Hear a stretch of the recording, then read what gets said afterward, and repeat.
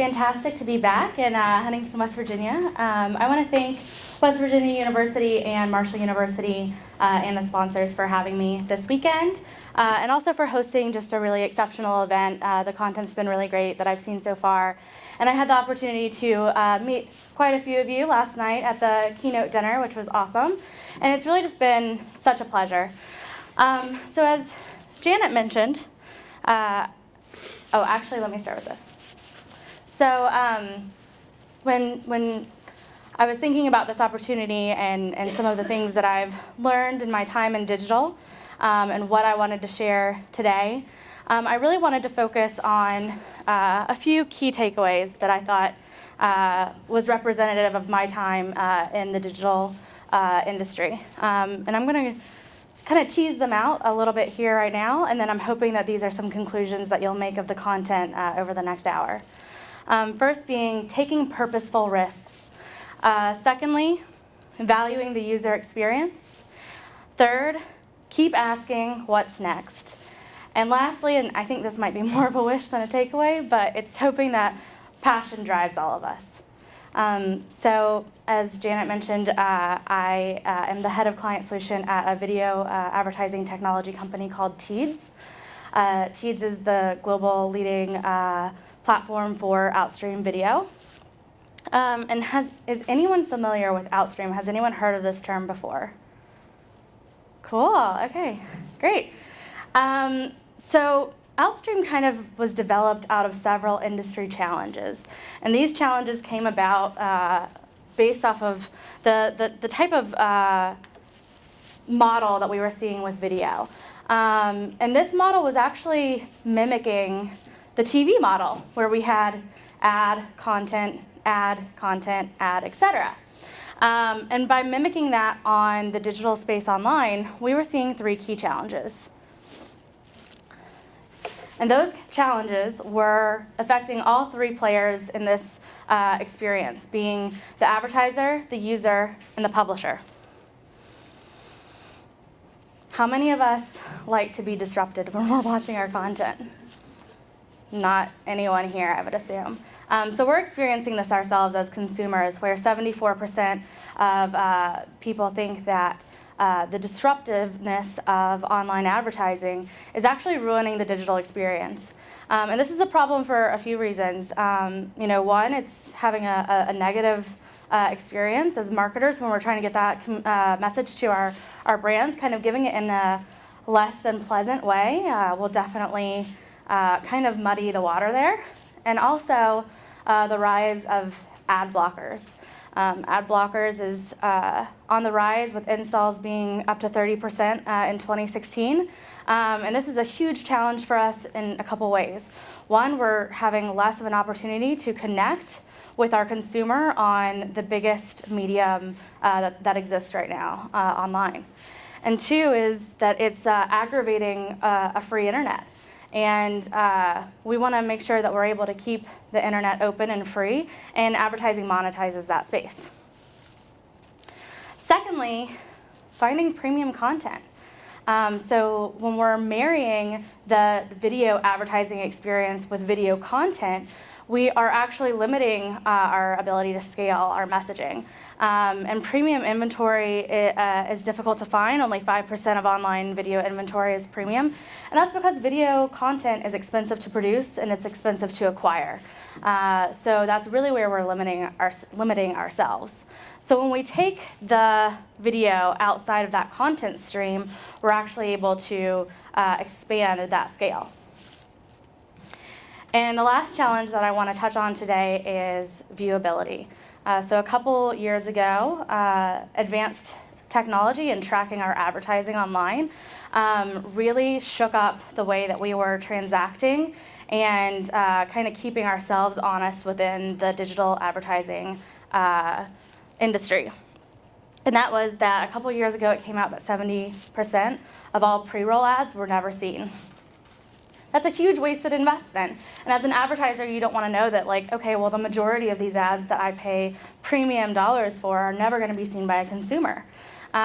So we really tried to police our own industry with advanced tracking methodologies and make sure that we're giving a much cleaner experience to our advertisers who are investing so many dollars into this method of messaging and this medium. So what's next? Well, as an innovation and technology company, we took a really hard look at these three key challenges, and we were really hoping to produce something that would be effective for all of those parties involved: the advertiser, the publisher, and the consumer. And that's where we took the video ad outside of the video content stream, and we created what we call outstream video advertising. And I'm going to give you a little visual of what that looks like. And I forgot that I had that slide in there. So you're on the Washington Post, you scroll down, and within the heart of editorial content, your video expands. And this does not limit your access to the content. You can skip past it immediately. You're not stuck there, right? Also, as you notice, the video paused when it was out of view to the user. On this format, the advertiser only pays when the video is watched through its full duration, so that advertisers are getting a fully viewed experience with that user. And you'll see it's completely cross-screen, optimized for perfect user experience, optimized for viewability. And with this solution, Teads has become the #1 video advertising marketplace in the world. We reach 1.2 billion unique visitors per month, every month since December 2015, and that's across 80 global marketplaces. So what does this mean? Sure, we put out like a flashy new solution that didn't exist before. We're marketing it as outstream versus instream. So we really wanted to ensure that this is as effective as we kind of planned it to be. So we've done several bits of research over the years to kind of show how this is changing the consumer's interaction with digital advertising. And what we found was that it actually is much more effective. 55% shows a stronger uplift in online advertising awareness for that brand. Unaided brand awareness has been increased by 84% through this method, and message association has been increased by 44%. Another bit of research that we did really recently, I think this was December of 2016, is we partnered with a company called NeuroInsight. Super scientific. They put those like helmets on with like little electrodes and measure brain activity in the left and right sides of the brain and try to track how the mind is reacting to the exposure of these ads. And what we did was we compared this to a social video advertising experience, and we used 4 premium editorials, Time Inc., The Atlantic, Forbes, and Condé Nast, and we compared those to the video advertising experience of Facebook. And what we found was that this method was, the editorial content was more personally relevant, had a greater impact on long-term memory, and also increased the purchase intent among the users exposed to the premium editorial content versus Facebook. So I want to walk you through a couple top-level case studies so that you can see how this works with real advertisers. So this is a case study of an automotive brand. And for this brand, we were actually able to drive a 5 times higher click-through rate than typical industry standard in-stream video formats. And we were also able to drive a 23% lift in brand awareness through outstream advertising. This next case study is a beauty advertiser. It was a CPG, I think it was like a face wash or a face lotion.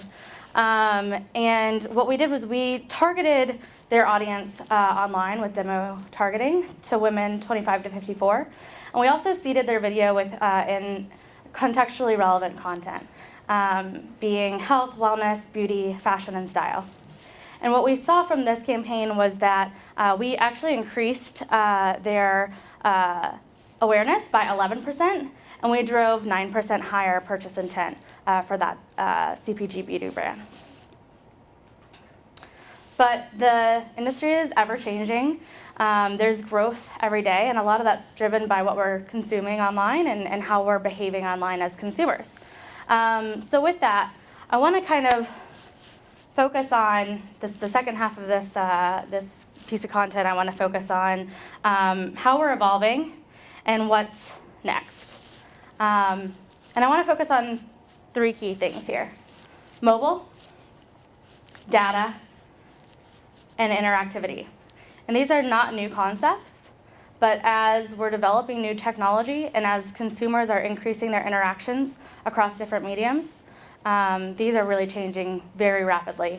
So let's first look at mobile. We're all on our devices all the time right now. And it's not just your phone, it's your tablet, it's your gaming console, and there's just, and then you have like the tablets that are also phones. I don't really know if they're supposed to be mobile or tablet or what they are, but they're somewhere in between there, and we're reaching consumers on all those devices. So people are spending more time digitally than they are on TV right now, and it makes sense because we're always on the go. And of that, we're even seeing that variety across video consumption, and 50% more is actually spent on your digital elements than TV.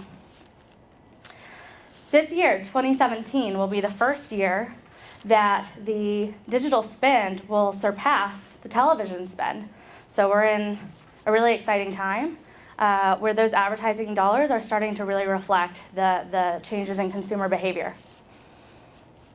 And the compound annual growth rate for mobile specifically is over 21%. So it's diversifying amongst the devices as well. So we took a look at these changes in behavior. And one of the big things that we noticed is, so 65% of media time is spent on mobile. That's up from 28% in early 2016. So that's just how quickly things are changing here. And this is offering a new, unique set of challenges for how we're communicating with our intended audiences.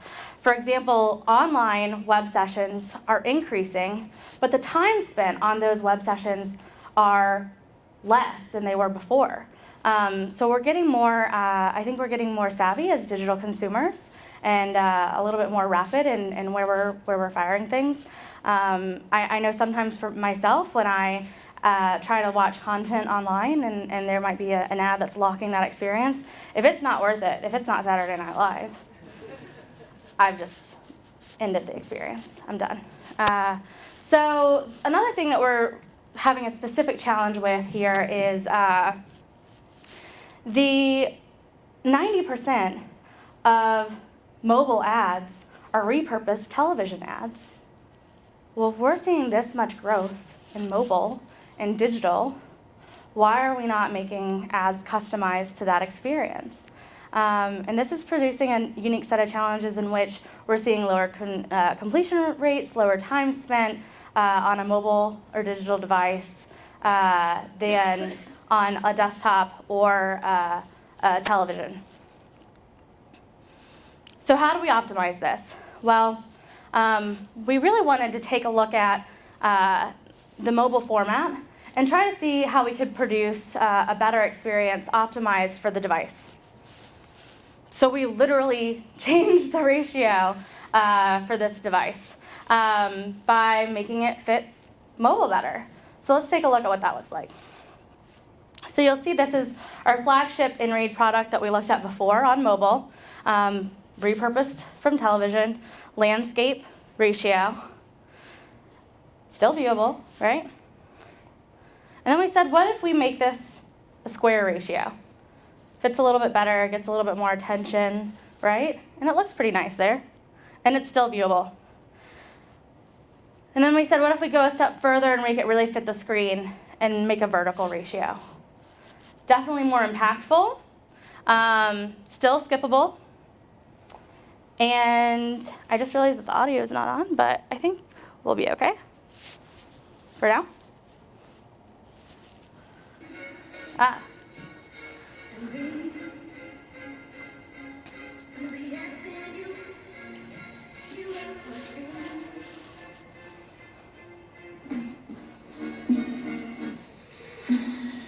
And this is our new suite of mobile creative, adapted to be fully mobile optimized, fully viewable, and still respecting the user experience that really drove the initiative for this product in the first place.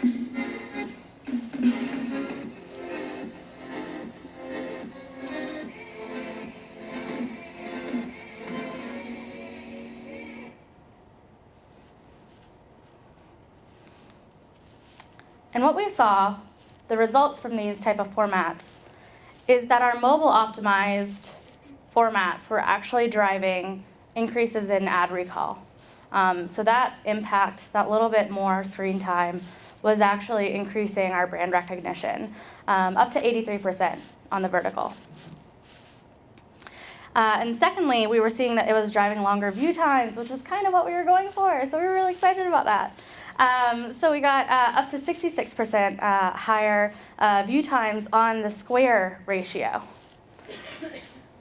And lastly, higher engagement. So when we're looking to drive more direct engagement with our consumers online, we actually found that these formats were having audio turned on more frequently and expanded to full screen more frequently. So next I want to talk to you about data. And this is really changing the way that we're sending our overall messaging and how it can be tailored to consumer by consumer. And before I do that, do I have any fans here of Parks and Rec? Okay, good, me too. So this is one of my favorite clips of my favorite character, Ron Swanson, and his discovery of basically advertising data technology. Hey, bro! Listen, I was trying to buy this handcrafted mahogany wood model of B-25 Mitchell Panchito aircraft. Aw, for me? Don't sass me. And I went to this website, and this ad popped up that said, "Hey, Ron Swanson, check out this great offer." What's your question?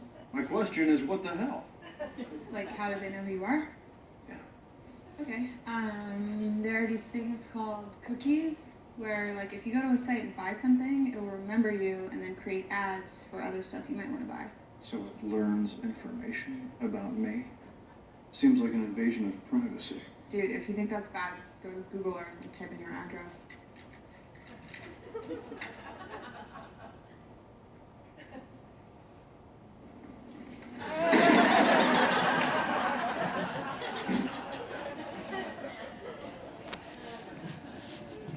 So while the Ron Swansons of the world will find that creepy, and occasionally we all do too, right? There's really a demand for ad relevancy, and I spoke earlier about the rise of ad blockers, and we did a survey a while back on those that were considering ad blocking technology, and 25% of those considering it actually said that they would reconsider downloading an ad blocker if the ads were more personalized to them and more relevant. And a little bit further research is you'll see that every demographic here would prefer more personalized ads to them, with over 50% in the millennial category. Additionally, 78% believes that this actually, the relevancy will increase their intent to purchase the products that they're being advertised to online. And let's look at the methods that we're using right now in the industry. So this is a breakdown of the digital agencies, the marketing professionals, and then kind of a sum on that last column there of who's using what type of targeting methodologies. And sometimes these overlap, and that makes your audience really narrow. But you kind of hone in to find your sweet spot when you're using online data. So the number one here is behavioral based. So that's based off your web behavior, your searches, what you're doing online. And the second category here is demo. So whether you're a female 18 to 54 or male 25 to 54, etc. And another one, and we use this at TEEDS 100% of the time, and that's contextual targeting. We like to make sure that our ads are seated within something contextually relevant, because if you're reading an article about men's health, you're not likely going to be interested in that face wash for women. And another one is sales-based. And I remember I see myself being targeted in all these categories, but I really hadn't seen myself be targeted for purchase-based until like a really embarrassing situation happened where I'd done something funky to my back working out, and I was like, oh man, my back's killing me. And my mom was like, okay, you need to get a heating pad. And I was like, I felt like, well, only older people need a heating pad. So I was like, I don't think that's for me yet. So I was having a little bit of a quarter life crisis there. And so I reluctantly went to a Walgreens and bit the bullet and bought one. And of course, right after that, the freaking Walgreens heating pad was following me online, and it was advertising me, retargeting me everywhere I went. And I was like, they all know. They all know my deepest, darkest secret now. So we're being targeted like this on a regular basis, and that might not have been the best experience for me personally, but for someone else in market for that, it probably would have been really effective. And this is how we're utilizing this data right now. So we're doing something called Dynamic Creative Optimization, or DCO, because we love acronyms. And what we're doing is by demo, by behavior, we're changing the message.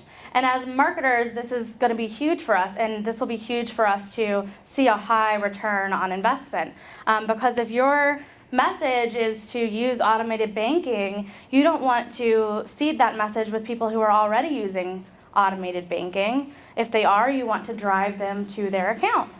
And if they're not, and they might be a little bit more skeptical about online banking, you might want to serve them that middle one, which says, did you know that banking is safe and secure online? And we're able to tell these insights about our consumers online by gaining all this behavioral data and then really customizing the message to fit something that's really relevant to them. So next I want to talk about interactivity. And why is interactivity important? And we're able to do some really cool new things with ads online. And I think that what you'll find is they're much more customized experiences for the brand, and they definitely grab the attention of the user. So with these interactive solutions, and I'll show you some examples here shortly, we've actually seen a huge increase in engagement, view time, and purchase intent, where we have 66% higher engagement with an interactive ad online, a 44% longer view time, and a 9% increase in purchase intent. So I'm going to walk you through a few examples. Some of these have been executed, and some of them are still in concept with advertisers, so sneak peek. But the first is actually an interactive, fully submersive experience in a 360 type of video. And this again works right within our in-read format, which is in premium editorial content.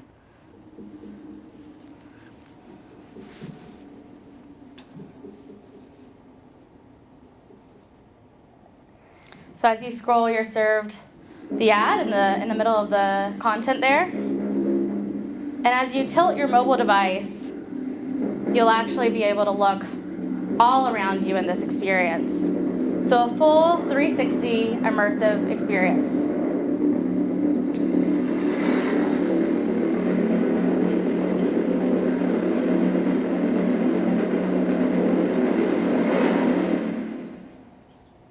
Pretty cool, right?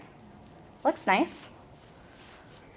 And next, this is actually an ad that we executed in the UK, in London, for McDonald's. So this was actually targeting the time of day. So hey, it's lunchtime. We're encouraging you to take a break, try our salad, try our burger. And they could shop around on those different menu items, or they could find a store near them. So actually inputting store location right in the middle of the ad, so that you don't have to go take a Google search. We come to you, we give you the information. Here's how you can get one of our sandwiches or one of our salads right now. And next, using kind of a similar thought there, is a shoppable experience. So a lot of the times we're encouraging consumers to engage, encouraging them to buy, but we're really encouraging them through, hey, why don't you click here and go over here and take this whole other experience that's away from the content that you were already on. So why not just bring it directly to the consumer? So this is a concept for Target.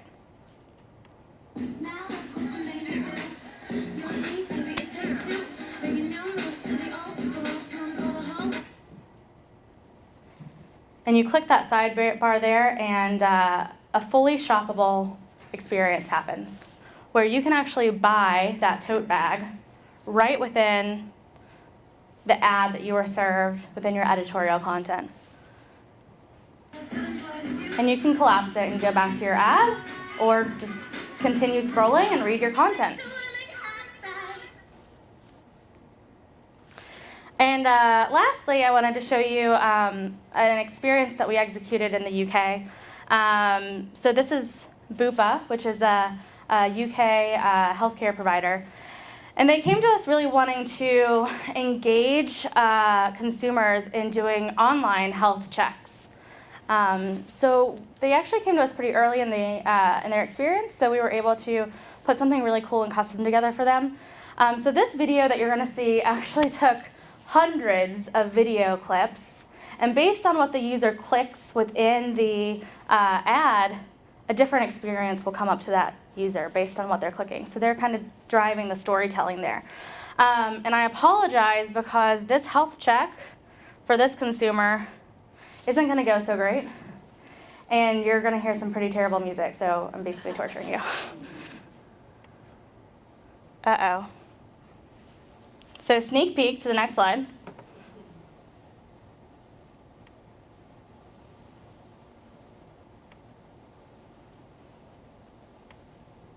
There we go, I think. So how is your body performing?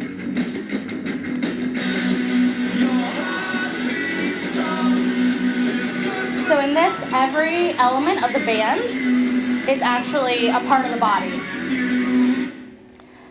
So if you click on your liver and you're honest about how much you're drinking, then the guitarist will play accordingly.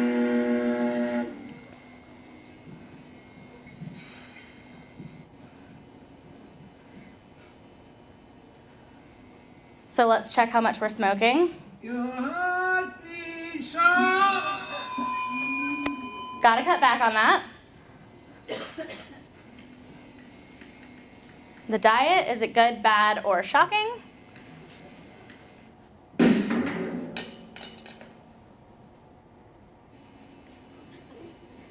And how active are you?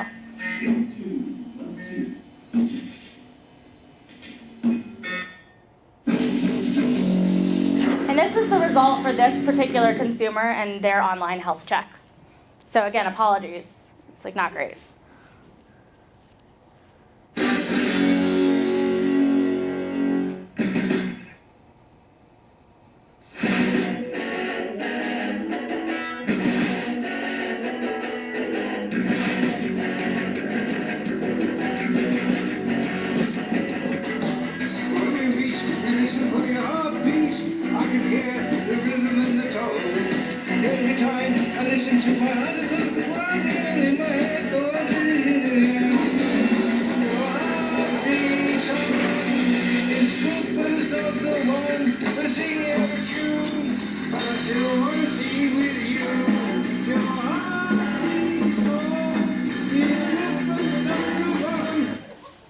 I'm going to end the torture a little early, but this scenario ends with, again, engaging you to go, sign up for online health checks on Bupa's webpage. And the last one here is really new, and I think something that we're going to be seeing a lot more of, and as consumers can be really helpful to us, and that is conversational advertising. So putting a chat bot right within the heart of your ad, right within the heart of editorial content. So you can now have a customer service experience directly with your consumer through an advertisement. That's excellent for engagement, and it's excellent for your customer service, and it shows that you care and that you have someone there that can help you even through their messaging, advertising distribution online. Cool?